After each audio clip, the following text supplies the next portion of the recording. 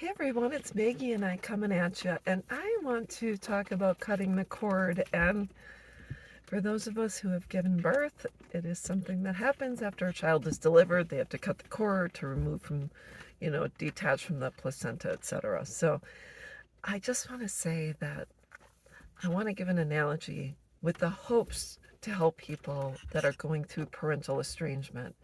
Parental estrangement is not easy, but when we accept the situation and learn coping techniques in order to find our happiness again, it can really be beneficial and allow us to move forward in our lives, whether it is with or without our children.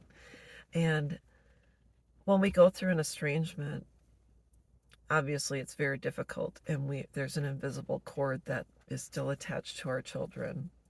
And there comes a point in time when, just like at birth, we have to cut now an invisible cord and allow our children the opportunity to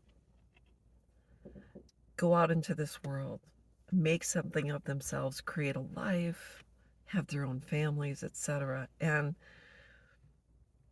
we can begin to believe that everything that we taught them, everything we invested in them, everything we poured into them will stay with them and hopefully flow out into this world.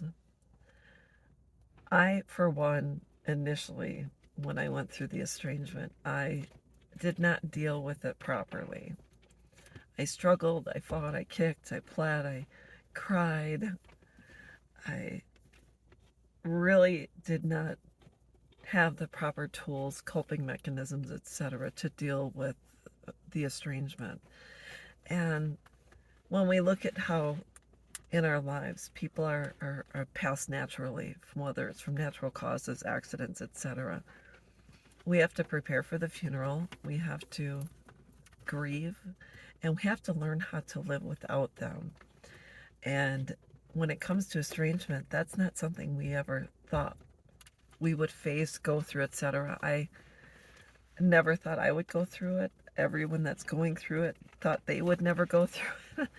And then you notice certain people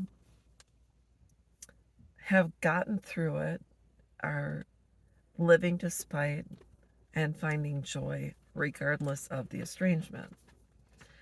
And you have other people who are not handling it well, who are angry, bitter, believe they have rights to their estranged children, and they aren't accepting the situation.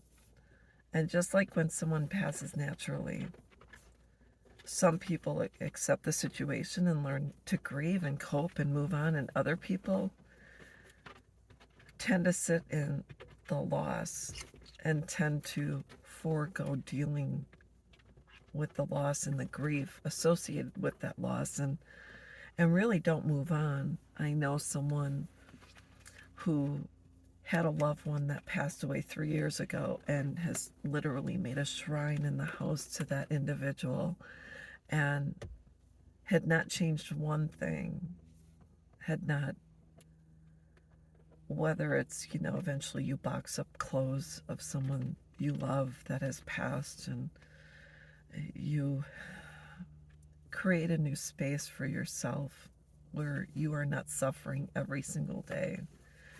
And so I just want to say that I'm hoping these words help someone.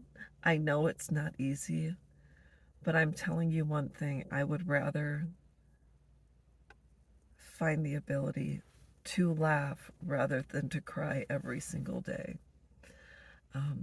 And we can choose to take our situations and make lemonade. We can use our situations to give others hope, to give others a reason to smile, and to help others along the way who not only have lost loved ones, but are going through a parental estrangement of their own. So I'm choosing to take my situation and make not only my world a better place, but the lives of others better as well. So I hope this helps, and I'll be back. Bye-bye.